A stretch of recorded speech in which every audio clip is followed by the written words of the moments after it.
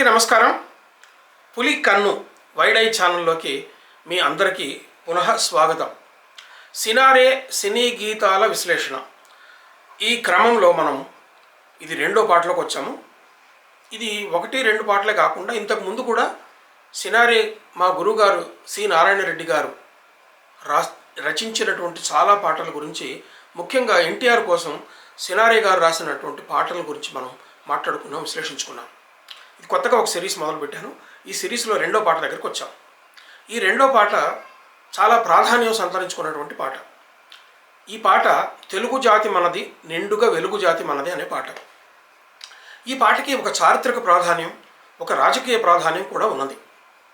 ఈ పాట తల్లా పెళ్ళామా అనే సినిమాలోది.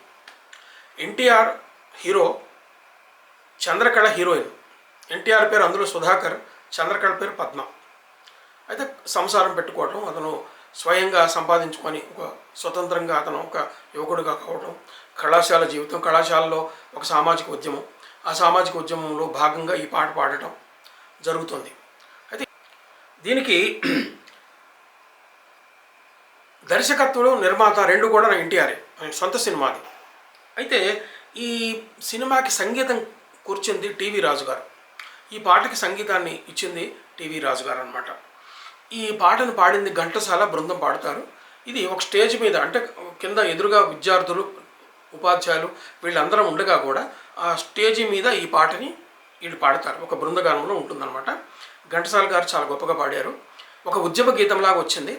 ఒక మార్చింగ్ రిథం వచ్చేటట్టుగా ఈ పాటని దాన్ని చేశారు. అయితే ఇందులో ఈ చారిత్రక సంబంధం, ఒక సందర్భం ఏంటంటే 1970లో ఈ సినిమా, ఈ పాట వచ్చింది. 1969లో చాలా పెద్ద ఎత్తున ఒక ప్రత్యేక తెలంగాణ ఉద్యమం జరిగింది. చాలా సీరియస్ జరిగింది. అప్పుడే దాదాపు రాష్ట్రం విడిపోయే పరిస్థితి వచ్చింది. కానీ ఇందిరాగాంధీ జోక్యం చేసుకొని అది విడిపోకుండా అలా చేయగలిగింది ఆమె. అయితే ఆ ప్రభావం తర్వాత చాలా కాలం, నిన్నమొన్నటి దాకా ఆ ప్రభావం ఉన్నది. ఆ ఉద్యమం జరిగిన కొద్ది రోజులుగా ఈ సినిమా వచ్చింది. అంటే ఆ ఉద్యమం కాలంలోనే ఈ సినిమాని నిర్మించాడు. కానీ 1970లో సమ్వేర్ రిలీజ్ అయింది అది. కానీ తెలంగాణ ఉద్యమ ప్రభావం ఆ 70లో కూడా ఉన్నది. కానీ ఆ సినిమా వచ్చి తర్వాత ఆడిన రోజుల్లో మళ్ళీ ప్రత్యేక ఆంధ్ర ఉద్యమం వచ్చింది. ఎన్టీఆర్ గొప్పతనం ఏంటంటే, ఉవ్వెత్తుగా ఒక పెద్ద సామాజిక ఉద్యమం వస్తున్నప్పుడు దాన్ని వ్యతిరేకిస్తూ పాట రాయగలిగాడు. పాట రాయించాడు, నారాయణ రెడ్డి గారితో రాయించాడు. పైగా ఆయన ఆంధ్రవాడు, నారాయణ రెడ్డి గారు తెలంగాణవాడు.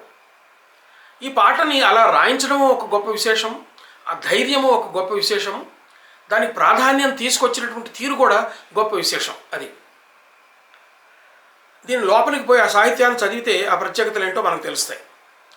తర్వాత ఈ పాట, దీని రిపర్కషన్స్ 2014 నుంచి, మనకు 2010 నుంచి వచ్చినటువంటి ప్రత్యేక తెలంగాణ ఉద్యమం వచ్చింది కదా, 2014లో మనకు తెలంగాణ వచ్చింది. ఈ తెలంగాణ ఉద్యమం మొదలుపెట్టి దాదాపు 2010 ఒక 12 సంవత్సరాల పాటు ఈ ఉద్యమం సాగిన తర్వాత, అంటే 2002 ప్రాంతాల నుంచి ఉద్యమం మొదలు పెడితే 2014 నాటికి మనకి ప్రత్యేక తెలంగాణ వచ్చింది. ఆ ప్రత్యేక తెలంగాణ సందర్భంలో కూడా ఈ పాట ఒక ప్రత్యేకమైన ప్రాధాన్యతను సంతరించుకుంది. అదేంటో చూద్దాం మనం. సంగీత పరంగా కూడా ఈ పాట ఒక ప్రత్యేకత ఉన్నది. ఎందుకంటే కొంచెం మార్చింగ్ బ్యాండ్ లాగా, మార్చింగ్ రిథం లాగా దాన్ని తయారు చేశారు. దీని గురించి మనం చెప్పుకుందాం. మనం ఈ పాట ఏంటి ఈ పాట ఒకసారి మనం సాహిత్యం చూసి ఆ తర్వాత మిగతా విశేషాలు మాట్లాడుకోవచ్చు. తెలుగు జాతి మనది, నిండుగా వెలుగు జాతి మనది. ఇది గేయం అన్నట్టుగా తెలుగు జాతి మనది. తెలుగు 3 మాత్రలు, జాతి 3 మాత్రలు, మనది 3 మాత్రలు. అంటే త్రిశర గతిలో నడిచేటటువంటి గేయం అనమాట. తెలుగు జాతి మనది, నిండుగా వెలుగు జాతి మనది. నిండుగా అన్నది మళ్ళీ 4 మాత్రలు. తెలంగాణ నాది, రాయలసీమ నాది, సర్కారు నాది, నెల్లూరు నాది, అన్నీ కలిసిన తెలుగునాడు మనదే మనదే మనదేరా. ఇది ఈ పర్టికులర్గా ఈ వాక్యాలు మాత్రం ఎన్టీఆర్ గొంతుతో ఉంటాయి. కానీ ఆ సినిమాలో అనేవాళ్ళు వేరు 4 వస్తారు. తెలంగాణ నాది అన్నప్పుడు ఒక ఆయన వస్తాడు, రాయలసీమ నాది అన్నప్పుడు ఒక ఆయన అంటాడు, సర్కారు నాది, నెల్లూరు నాది అన్నప్పుడు వేరు వేరు వ్యక్తులు అంటారు. అంటే వాళ్ళందరూ ఆ ప్రాంతాల తరఫు నుంచి మాట్లాడినట్టు అనమాట. అన్నీ కలిసిన తెలుగునాడు మనదే మనదే మనదేరా. ఈ తెలుగునాడు అనే మాట ఎన్టీఆర్ చాలా ఇష్టం. ఆ తరువాత రోజుల్లో ముఖ్యమంత్రి అయిన తర్వాత ఆంధ్రప్రదేశ్ అని పేరు తీసేసి తెలుగునాడు అని పెట్టాలని చాలా ప్రయత్నం చేశాడు. దానికి వ్యతిరేక వచ్చింది, కానీ ప్రయత్నం అయితే చేశాడు. నారాయణ రెడ్డి గారి పాట చూద్దానండి.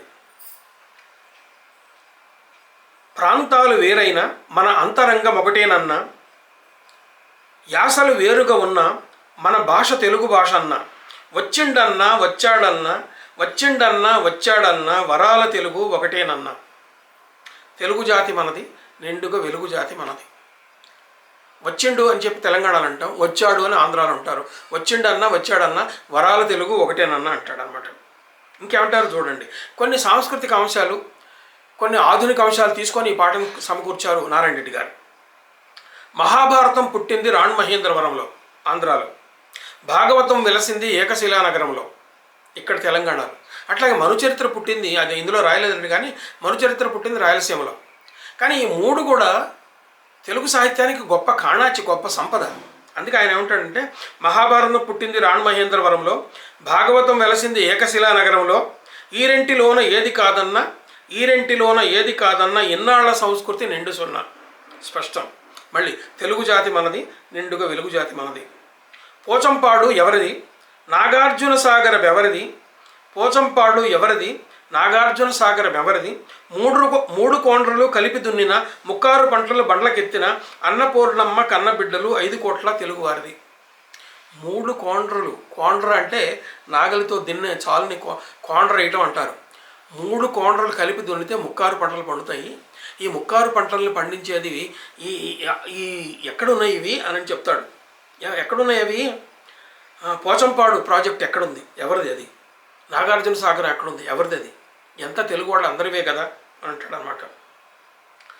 అన్నపూర్ణమ్మ కన్నబిడ్డలు 5 కోట్ల తెలుగువారిది, అప్పటికి 5 కోట్లు తెలుగువారిది అంటాడు. తెలుగు జాతి మనది, నిండుగా వెలుగు జాతి మనది. అట్లాగే ఆ తర్వాత వచ్చింది చూడండి. సిపాయి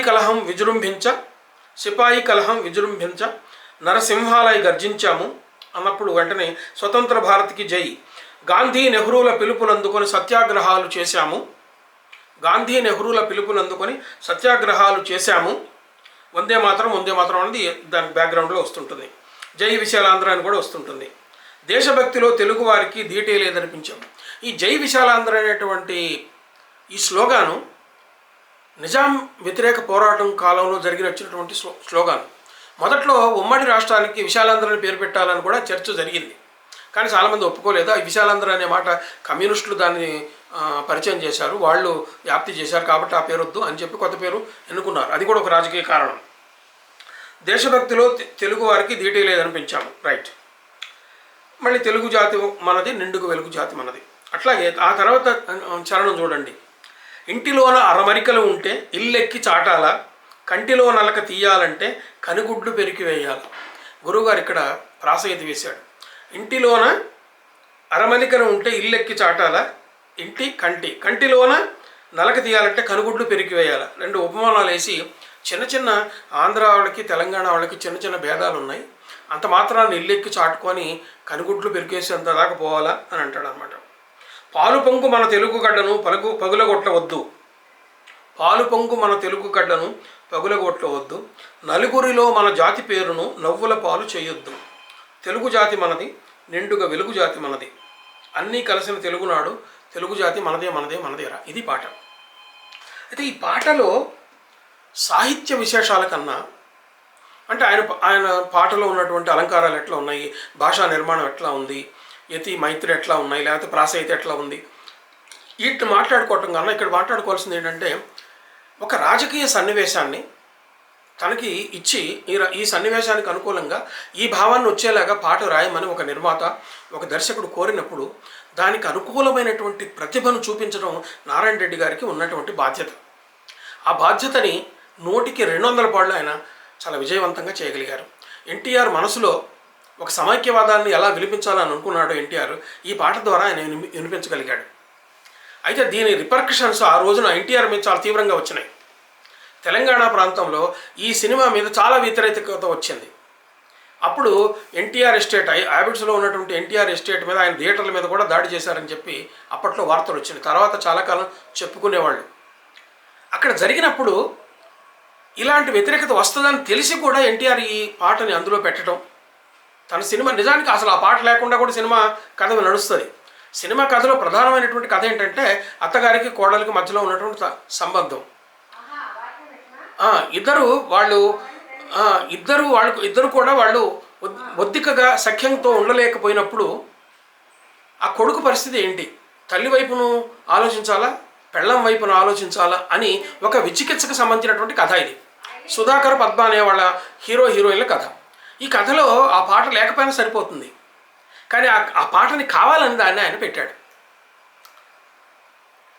ఆ రకంగా ఆ రోజున సామాజికంగా ఈ పాట ఒక సంచలనాన్ని సృష్టించింది. ఆ తర్వాత వచ్చిన తర్వాత ఈ ప్రత్యేక తెలంగాణ ఉద్యమం మళ్ళీ నిన్న మొన్నటి మొదలయ్యి మన ప్రత్యేక రాష్ట్రం ఏర్పాటు చేసిన దాకా కూడా వచ్చినటువంటి ఈ ఉద్యమంలో ఈ పాట మళ్ళీ ప్రాధాన్యత సంతరించుకుంది. ఎట్లా సంతరించుకుందంటే సమైక్య రాష్ట్రం కావాలని కోరే వాళ్ళంతా కూడా ఈ పాటని వాళ్ళు బాగా వాడుకోగలిగారు. కానీ నారాయణ రెడ్డి గారికి ఈ పాట కొంత ఇరుకును పెట్టేటటువంటి సందర్భం ఏర్పడింది.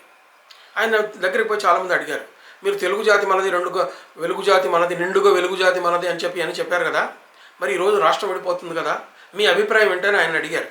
అడిగితే ఆయన చాలా స్పష్టంగా చెప్పాడు. ఆయనే దాచుకోలేదు, వెనక్కిపోలేదు, తనను తాను మార్చుకున్నాడు, తనను తాను అప్డేట్ చేసుకున్నారు. చాలా చాలా చాకచక్యంగా సమాధానం చెప్పారు. ప్రజల అభిప్రాయమే నా అభిప్రాయం. ఈ రోజున ప్రజలు విడిపోవాలనుకుంటున్నారు, తెలంగాణ ప్రజలు విడిపోవాలనుకుంటున్నారు, కాబట్టి వాళ్ళ అభిప్రాయానికి నేను గౌరవిస్తానన్నాడు. అప్పుడు మీరు తెలుగు జాతి మనది, నిండుగా వెలుగు జాతి మనది అన్నారు కదా, ఇప్పుడేమంటారని అడిగితే తెలుగు జాతి మనది, రెండుగా వెలుగు జాతి మనది అని అంటాడు. అది నారాయణ రెడ్డి గారి చమత్కారం, నారాయణ రెడ్డి గారి వైదుష్యము, నారాయణ రెడ్డి గారి సమయస్ఫూర్తి. ఆ పాట ఇప్పటికీ అప్పటికి కూడా ఒక చారిత్రక సంబంధం, ఒక చారిత్రకమైనటువంటి ఒక రాజకీయ ప్రాధాన్యం సంతరించుకున్నటువంటి పాట. మిత్రులారా, నారాయణ రెడ్డి గారికి సంబంధించినటువంటి ఇలాంటి పాటలు చాలా పాటల్లో రకరకాల ప్రత్యేకతలు ఉన్నాయి.